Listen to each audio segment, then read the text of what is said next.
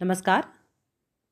हम पिछले लेक्चर में समझौतावादी विचारक हॉब्स, लॉक और रूसो के बारे में चर्चा कर चुके हैं।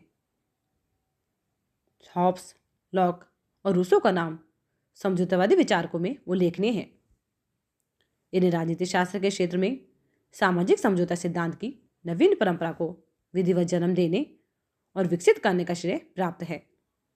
यद्यपि सामाजिक समझौते के विचार का वर्णन प्राचीन तथा मध्ययुगीन विचारकों के द्वारा किया गया था, लेकिन इसे एक सिद्धांत की तरह तार्किक रूप से प्रतिपादन का श्रेय हॉब्स, लॉक तथा रूसो को ही प्राप्त है। हॉब्स अपने सामाजिक समझौता संबंधी विचारों के माध्यम से संप्रभुता के जिस सिद्धांत का प्रतिपादन करता है उसे निरंकुश प्रभुसत्ता कहा जाता है। इसके विपरीत लॉक सीमित प्रभुसत्ता के सिद्धांत का प्रतिपादन करता है और रूसो जन प्रभुसत्ता का प्रतिपादन करता है। ऐसा कहा जाता है कि हॉब्स की निरंकुश प्रभुसत्ता और रूसो की जन प्रभुसत्ता की विशेषताएं लगभग समान है। ऐसी स्थिति में हॉब्स की भांति रूसो के राज दर्शन में भी निरंकुशतावाद के तत्व दिखाई देने लगते हैं। हम आज के इस लेक्चर में रूसो की हॉब्स से तुलना यानी कि रूसो कंपेयर्ड विथ हॉब्स पर चर्चा करेंगे। हॉब्स का लेवियथन अथवा हॉब्स के राज दर्शन में निरंकुशतावाद के तत्व। हॉब्स ने अपने प्रसिद्ध ग्रंथ लेवियथन में अपने सामाजिक समझौता संबंधी चिंतन का प्रतिपादन किया है। इस पुस्तक का प्रकाशन सन 1651 में हुआ। बाइबल के कथनानुसार यह लेवियथन एक समुद्री राक्षस है, किंतु हॉब्स इसका प्रयोग प्राकृतिक दशा की अराजकता और मत्स्य न्याय का अंत करने की दृष्टि से मनुष्य द्वारा किए गए समझौते से उत्पन्न होने वाली संपूर्ण प्रभुसत्ता संपन्न राज शक्ति के लिए करता है।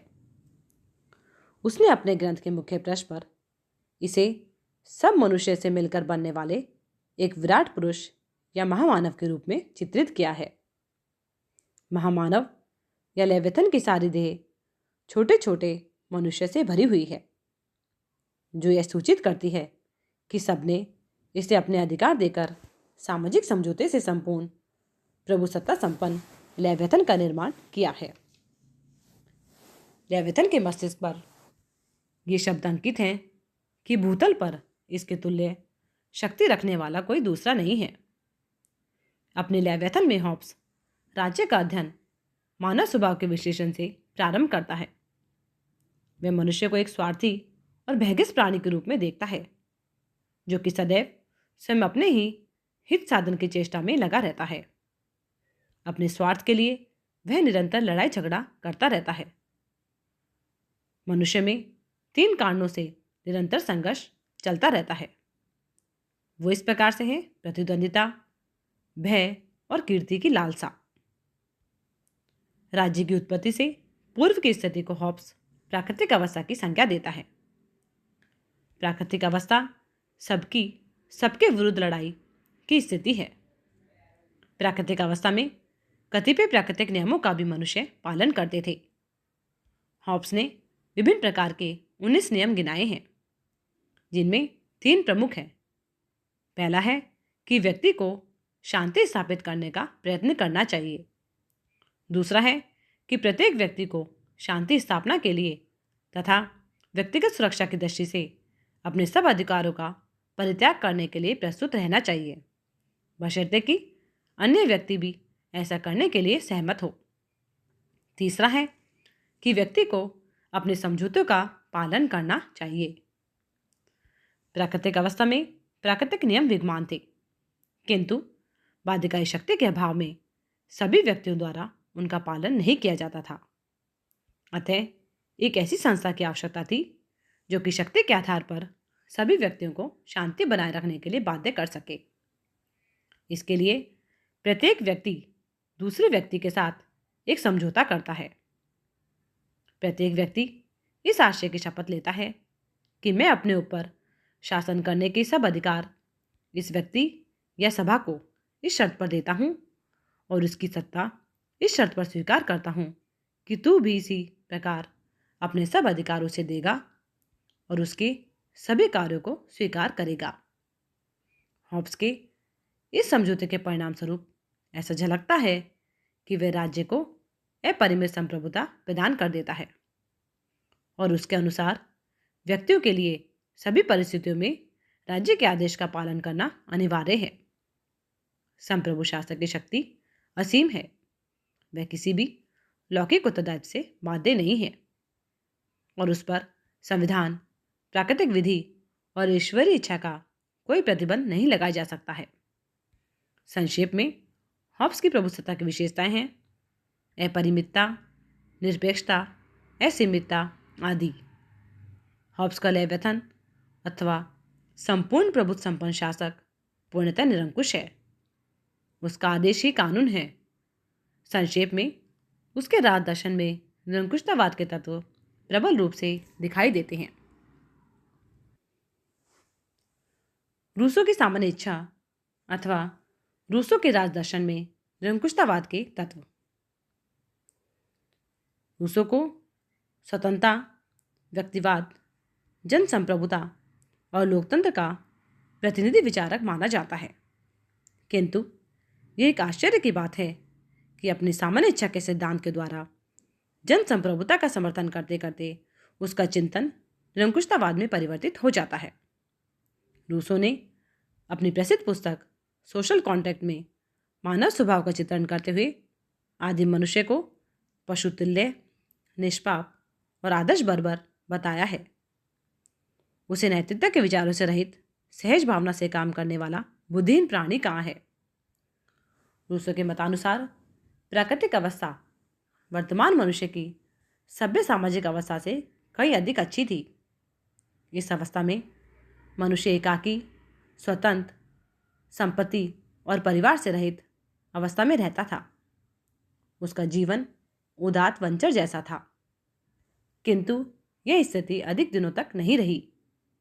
संपत्ति रूपी सर्प ने इसमें प्रवेश किया और प्राकृतिक अवस्था की सुख शांति को नष्ट कर दिया। धनी व निर्धन का भेद उत्पन्न हुआ। अमीरों ने निर्धनों पर अत्याचार किए और निर्धनों ने अमीरों के विरुद्ध षड्यंत्र करने प्रारंभ कर दिए। अंत में इस दुर्व्यवस्था से छुटकारा पाने के लिए व्यक्तियों ने समझौते के आधार पर राज्य की स्थापना की। सभी व्यक्ति एक स्थान पर एकत्रित हुए और उनके द्वारा अपने समस्त अधिकारों का समर्पण किया गया, किंतु अधिकारों का यह समर्पण किसी व्यक्ति विशेष के लिए नहीं वरन समाज के लिए किया गया है। समझौते के परिणाम स्वरूप संपूर्ण समाज की एक सामान्य इच्छा के अंतर्गत रहते हुए कार्य करते हैं। रूसों के सामाजिक समझौते से सामान्य इच्छा पर आधारित प्रभुत्व संपन्न समाज की स्थापना होती है। रूसों की सामान्य इच्छा की विशेषताएं हैं अखंडता, अदेयता, सर्वोच्चता, स्थायित्व और निरंकुशतावाद। रूसों के सिद्धांत में जनता द्वारा अपने समस्त अधिकारों का समर्पण सामान्य इच्छा को कर दिया जाता है और जनता को किसी भी परिस्थिति में सामान्य इच्छा के विरोध का अधिकार नहीं है। इसलिए जॉन्स ने कहा है कि रूसों की सामान्य इच्छा विषयक सिद्धांत में कुछ ऐसे अस्थिर तत्व हैं जो उसे जनतंत्र के समर्थन की ओर से हटाकर निरंकुश शासन के समर्थन की ओर ले जाते हैं। रूसों का प्रभु सत्ताधारी हॉब्स का शीर्ष विहीन लेवियाथन। वाहन के अनुसार रूसों का प्रभु सत्ताधारी हॉब्स का लेवियाथन है जिसका मस्तक काट दिया गया था। हॉब्स तथा रूसों के प्रभुसत्ता संबंधी विचार बहुत कुछ सीमा तक एक जैसे हैं। सामान्य इच्छा के जो लक्षण रूसों ने बताए हैं वे लगभग वैसे ही हैं जिनका वर्णन हॉब्स ने अपने संप्रभु में किया है। अंतर केवल यह है कि हॉब्स का संप्रभु एक मानव देव है और रूसो संप्रभु का निवास सामान्य इच्छा में मानता है। इसलिए वाहन का यह कहन ठीक है कि यदि हॉब्स के मानव देव यानी कि लेवियाथन का शीर्ष काट दिया जाए तो वह रूसों की सामान्य इच्छा होगी। हॉब्स तथा रूसों के प्रभुसत्ता की समानता को हम इस प्रकार से देख सकते हैं, जिसमें से पहली है कि हॉब्स की भांति रूसो भी सामान्य इच्छा को निरंकुश मानता है। हॉब्स के लेवियथन की भांति रूसो की सामान्य इच्छा सर्वोच्च और संप्रभु है। हॉब्स के लेवियथन की भांति सामान्य इच्छा अखंड है, संगठित इकाई है। लेवियथन की भांति ही सामान्य इच्छा सदैव न्याय संगत और उचित है तथा लेवियथन की भांति सामान्य इच्छा के ऊपर समाज की कोई अन्य शक्ति नहीं होती तथा इसकी आज्ञा का पालन सबके लिए अनिवार्य है। लेवियथन की भांति सामान्य इच्छा कानूनों और विधियों का मूल स्रोत है। एक दृष्टि से तो रूसो का संप्रभु हॉब्स से भी अधिक निरंकुश है। हॉब्स राज्य को असीमित शक्ति प्रदान करते हुए व्यक्ति को आत्मरक्षा के अधिकार के हित में राज्य का विरोध करने के लिए स्वतंत्र छोड़ देता है, लेकिन रूसो किसी भी स्थिति में व्यक्ति को राज्य का विरोध करने का अधिकार प्रदान नहीं करता। उसकी दृष्टि में सामान्य इच्छा व्यक्तियों की आदर्श इच्छाओं का प्रतिनिधित्व करती है और इसलिए वह किसी भी स्थिति में गलत नहीं हो सकती है। हॉब्स और रूसो के निरंकुशतावादी चिंतन में अंतर। हॉब्स और रूसो के निरंकुशतावादी चिंतन में जो अंतर है उसको हम इस प्रकार से देख सकते हैं, जिसमें से पहला है कि हॉब्स का राज्य केवल शक्ति पर आधारित है, जबकि रूसो का राज्य न्याय और नैतिकता पर। दूसरा अंतर है कि हॉब्स का संप्रभु एक व्यक्ति या कुछ व्यक्तियों का समूह होता है, जबकि रूसो का समस्त जन समुदाय। तीसरा अंतर जो हमें हॉब्स और रूसो के निरंकुशतावादी चिंतन में दिखाई देता है वह यह है कि हॉब्स का संप्रभु विधि निर्माता, कार्यपालक और न्यायाधीश सभी स्वयं होता है, परंतु रूसो का संप्रभु सिर्फ विधि निर्माता होता है। इसी प्रकार से जो चौथा अंतर है वह यह है कि हॉब्स का व्यक्ति सामाजिक समझौते के द्वारा अपने सब अधिकार संप्रभु को सौंप देता है और इसके बदले में उसे आत्मसुरक्षा के अतिरिक्त और कुछ प्राप्त नहीं होता है।